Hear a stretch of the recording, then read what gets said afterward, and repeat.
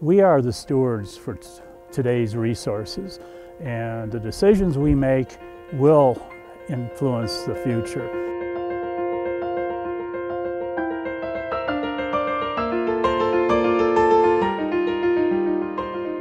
Well, I came to Stevens Point as an undergraduate really having a pretty good idea of what I wanted to do, but I didn't have a focus on it. So when I came on campus, it was just the best thing that could have happened because the entire conservation book sort of laid out in front of me. My 4 years here at Stevens Point really opened up a lot of opportunities and opened up my mind to a lot of things. And I really didn't know what I was going to do with it. I assumed once I got my master's degree that I'd probably be working for the government, one of the government agencies or something like that. But then I had the opportunity to get my Ph.D. and just sort of continued the process. And during that time, and I was doing research on coyotes in Jackson, Wyoming, that's what took me there. National Geographic came in to do a TV program on the work I was doing. I'm Ted Shackelford, and I spoke with field expert Dr. Franz J. Hard to answer. It's hard to count coyotes, but I would say the density is around, one coyote, one adult coyote per square mile, something like that. And I got to know the crew, the filmmaker and the sound person, and they ended up moving to Jackson because they fell in love with the place. So then they would hire me. I was a graduate student, obviously always looking for extra income.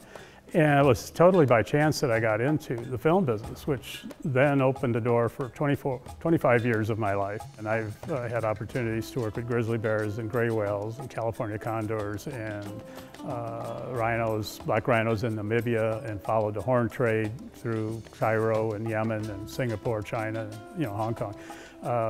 Really blessed to see a lot of the world and to see not only the animals in the wild, but also the threats that they face and what those threats really consist of. I guess my film career, I feel very lucky, very blessed, literally. It took me around the world. Probably the high point, although it wasn't the best piece of film that I ever did, was filming pandas in China in 1982, the first person that filmed them in the wild. But this year, after a month of fruitless searching, success. He and later Edgar Boyles filmed giant pandas in their natural setting for the very first time.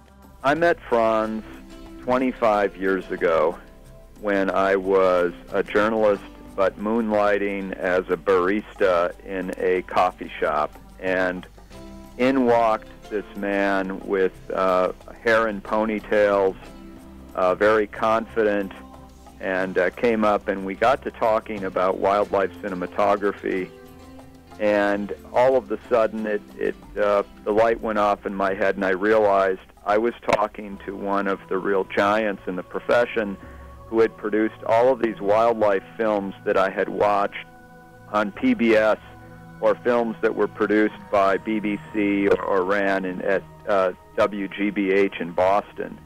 And so from that, Franz and I started a conversation that has been ongoing for the last quarter century. The one incident that kind of defined Franz in my mind was there was one time it was a really crummy day. It was sleeting and cold and really nasty outside.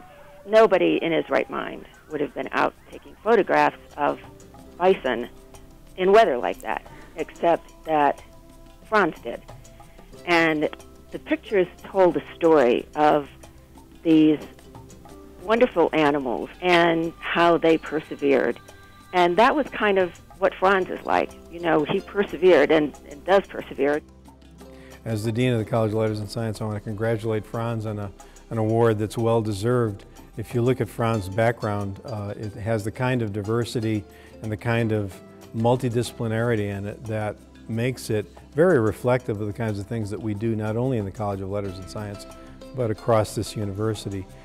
He's representative of the kind of graduate that we like to promote and the kind of graduate that we like to honor, and I think it's wonderful to have him as a distinguished alumnus of the College of Letters and Science.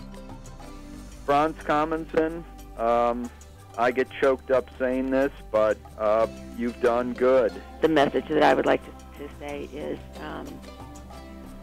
that we need him, and we just are going to need him for the next 20 or 30 or 40 years. Being given this award is extremely humbling. It's an absolute surprise. There are thousands and thousands of people who have gone through these programs, And I know there are people more worthy of this than I am. I'm obviously very proud of it, but I'm also,